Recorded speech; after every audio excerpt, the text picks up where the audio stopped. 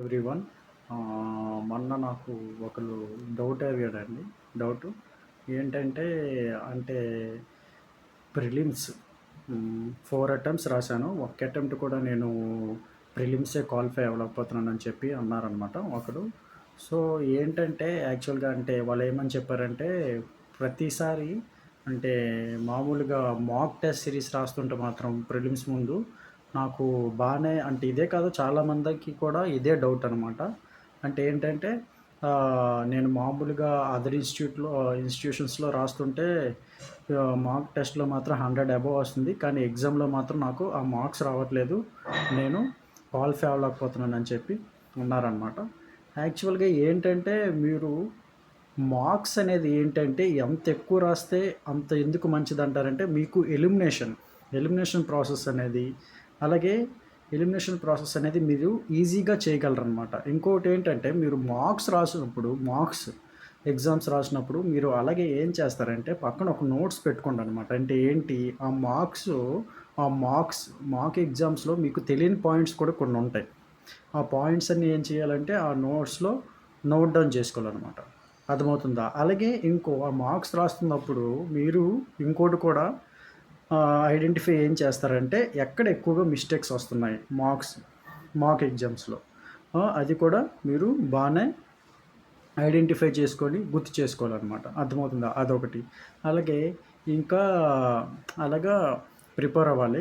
ఇప్పుడు యూపీఎస్సీ అనేదంటే కొంతమందికి ఫస్ట్ అటెంప్ట్‌లో వచ్చేస్తాయి. ఇంకొంతమందికి సెవెంత్ అటెంప్ట్‌లో వస్తది. ఎయిత్ అటెంప్ట్‌లో వస్తదనమాట. దానికంటూ ఒక కన్సిస్టెన్సీ అని ఉండాలి. అంటే ఏంటి? ఇప్పుడు మీరు 3 అటెంప్ట్స్ ఎవరైనా అంటే ఎవరే కాదు ఎవరైనా ఇప్పుడు ఫిఫ్త్, సిక్స్త్ అటెంప్ట్ ఇచ్చినోళ్ళు 4 అటెంప్ట్స్ ఫెయిల్ అయినప్పటికీ మీరు అంటే అసలు ఎక్కడ మీకు మిస్టేక్స్ అనేది ఎక్కడ ఎక్కువ చేస్తున్నారు అని చెప్పి అదంతా కూడా మీరు ఐడెంటిఫై చేస్తారనమాట. అలాగే ఇంకా మెయిన్స్ విషయంకొస్తే ఏంటంటే ప్రిలిమ్స్ అనేదంటే మెయిన్స్‌కి ఒకసారి చదువుతాను, ప్రిలిమ్స్‌కి ఒకలా చదువుతాను అనేది అస్సలు వర్కౌట్ కాదు. మెయిన్స్ ఒకేలాగా ఉంటుంది. ఒకేలాగా ప్రిపేర్ అవ్వాలి. అర్థమవుతుందా? అంటే మీరు మెయిన్స్ ప్రిపరేషన్ చేస్తున్నప్పుడు మీకు ప్రిలిమ్స్ కూడా ఆటోమేటిక్‌గా కవర్ అయిపోతుందనమాట. అర్థమైందా?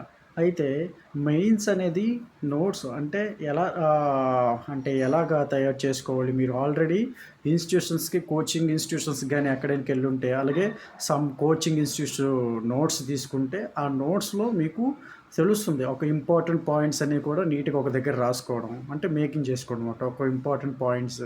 అలాగే డైలీ కరెంట్ అఫైర్స్ కూడా వెరీ, వెరీ, వెరీ ఇంపార్టెంట్ అండి. ఇది ఎందుకు చాలా వెరీ, వెరీ ఇంపార్టెంట్ అంటే ఖచ్చితంగా ప్రిలిమ్స్ గానీ, మెయిన్స్ గానీ క్వెషన్స్ ఎలాగడుగుతాడంటే ఇది పక్కా.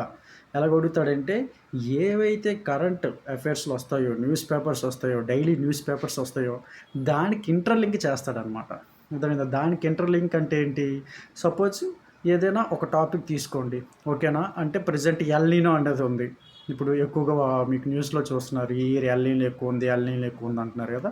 అంటే మీకు ప్రిలిమ్స్‌లో క్వెషన్ ఎలాగ అడుగుతాడు జాగ్రఫీ నుంచి, ఆ ఎల్‌నినో గురించి క్వెషన్ ఖచ్చితంగా వస్తదనమాట.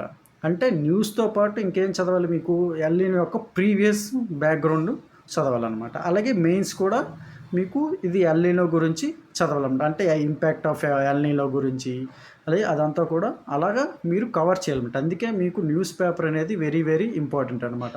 అర్థమవుతుందా? అయితే మీకు ఒక క్వెషన్ ఆన్సర్ టైంకి ఇంకా నాకు టైంకి ఆ క్వెషన్ ఇంకా దాని యొక్క ఆన్సర్ కంప్లీట్ అవ్వట్లేదంటే మీకు నంబర్ ఆఫ్ ప్రాక్టీస్ అనేది ఉండాలనమాట. అంటే ఎంత ఎక్కువ ప్రాక్టీస్ చేస్తే మీకు టైం సరికి ఆన్సర్ అనేది ఈజీగా రాస్తారనమాట.